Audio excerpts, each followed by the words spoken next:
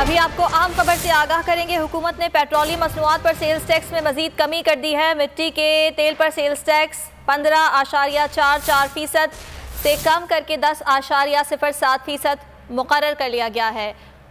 Light diesel पर sales tax की शरह भी मुकर्रर की गई है। इसी बारे में तफसीलात हासिल करेंगे। उमर हयात हमारे साथ मौजूद हैं। उमर हयात, नोटिफिकेशन जारी हो गया है, अपडेट कीजिएगा इस बारे में।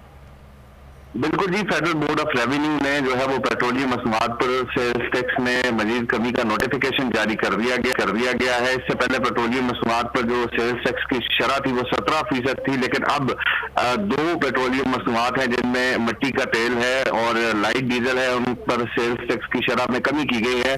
मिट्टी के तेल पर जो सेल्स टैक्स की शरह थी वो 15.44% से कम करके अब 10.07% जो है वो मुकर्रर कर दी गई है। और इसके साथ साथ सेल्स टैक्स की शरह में 7.56% से 3.67% जो है वो कमी सामने आई है।